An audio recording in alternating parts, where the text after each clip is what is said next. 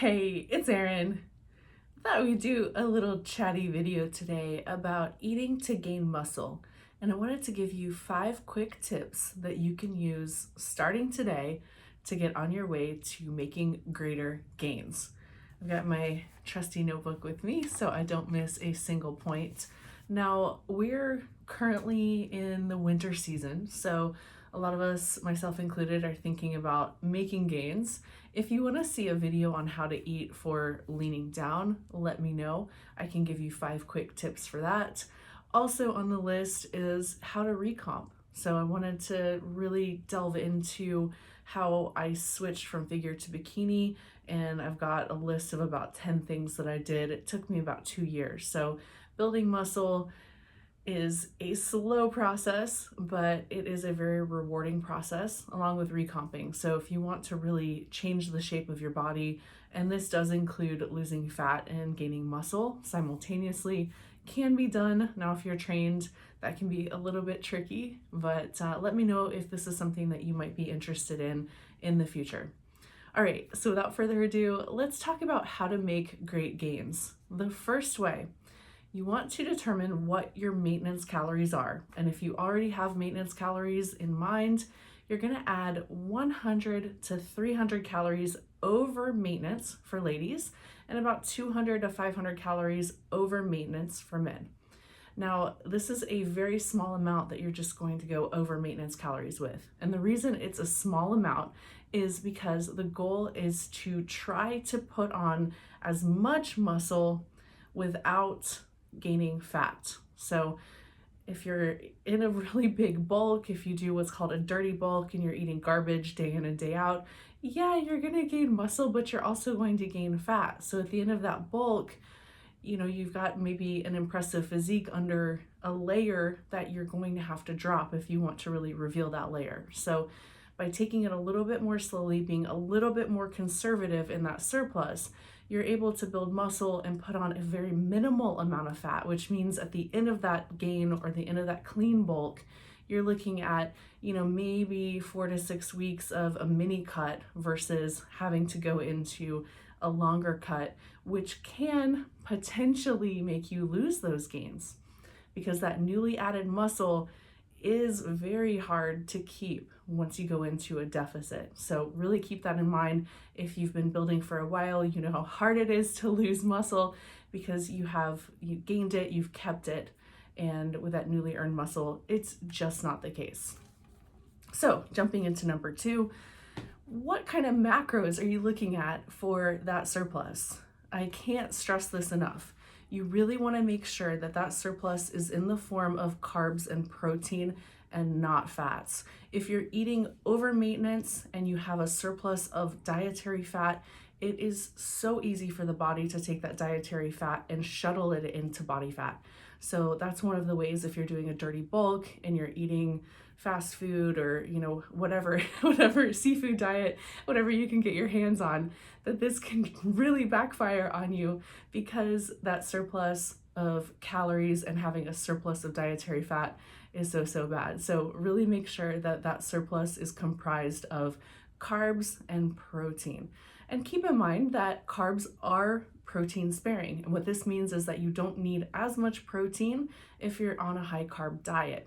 So if you have the choice of getting about a gram of protein per pound of body weight, and increasing that protein, or you have the calorie range here where you can increase your carbs, I would just go for having more carbs. So there's nothing wrong with that 100 to 300 calories being in the form of carbs, because a gram of carbs is 4 calories, a gram of protein is 4 calories, and those carbs are protein sparing. So really think about that. If you have that allowance of calories each day, that protein intake is going to be pretty well fixed for most of us. So as long as you're getting that about a gram of protein per pound of body weight, then that excess can come from just carbs.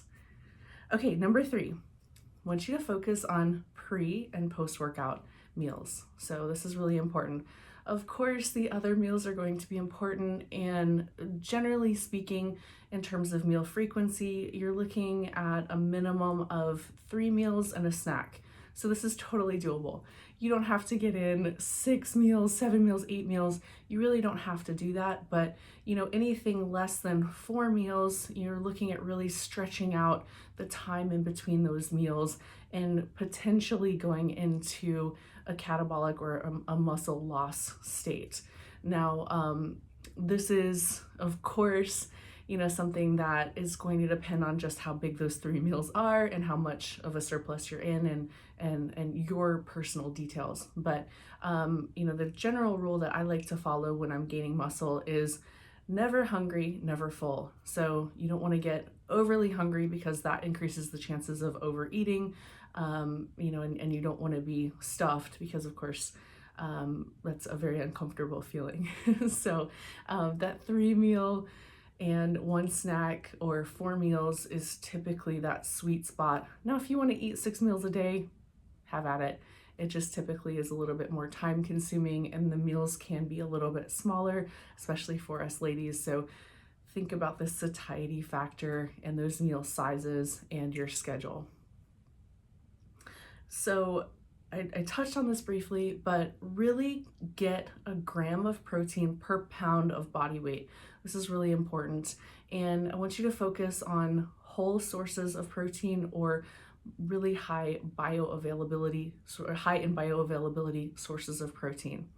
And what this is lean meats, dairy, and eggs, egg whites. If you are an omnivore, if you're a vegetarian, you may have to get even more protein because of the bioavailability aspect of plant-based proteins.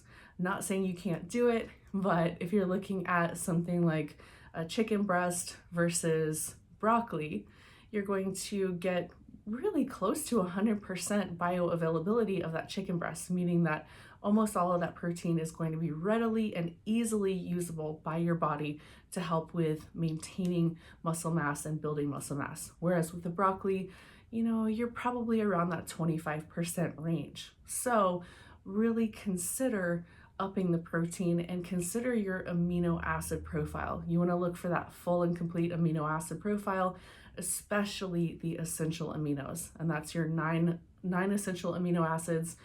Vegan, vegetarian, consider supplementing with essential amino acids, specifically leucine, because the vegan and vegetarian diets typically are low in leucine, and leucine is a really major driver to muscle building. So again, if you're vegan and vegetarian, it's going to require just a little bit more work in terms of just making sure you get that full amino acid profile.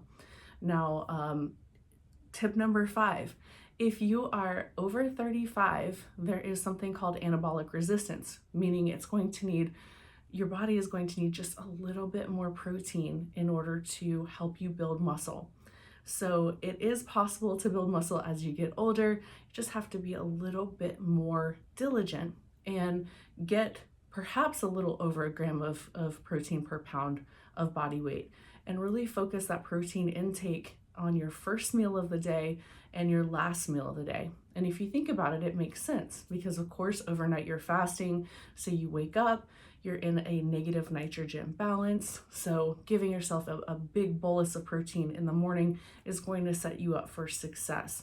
And similarly, at night, at your last meal, think about increasing your protein intake because that's going to help carry you over the night and into the morning. So again, that 1 gram of protein per pound of body weight is going to be super important. But if you're 35 or older, consider increasing that protein intake. And if you do, let me know how it goes, because I did that about a year ago and I have noticed some better gains with that just slight increase. So let me know what you think as far as eating to gain muscle. Really important at this point, if you're gaining muscle, to not rely on the scale, because if you think about it, it makes sense that if you're looking to gain muscle, you're going to gain weight. And a good rule of thumb is about a 0.5 to 1% of your body weight gain per week. So if you're going over that, you might be gaining a bit too fast and risk gaining fat.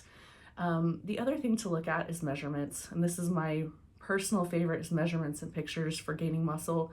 And I really keep an eye on that waist measurement, and whatever muscle groups I'm really looking to grow, whether it's shoulders, glutes, or legs, I take those measurements and I take my waist measurement. And the goal is to have the shoulders or the glutes or whatever you're looking to grow, you want that to grow a bit faster than the waist. And if the waist is expanding, if that measurement is increasing at a greater rate than your shoulders or your glutes, then you really want to consider backing off, coming down in calories just a bit, because again, the chance of gaining fat here, it seems like it's a little bit higher when the waist measurement goes up. So if you're looking to build that superhero frame, keeping track of measurements and pictures too is going to be super helpful. So let me know what you think, and if you want to see a video on eating to lose fat, because we can definitely do that. That's it for this time. Until next time, eat smart, y'all. Bye.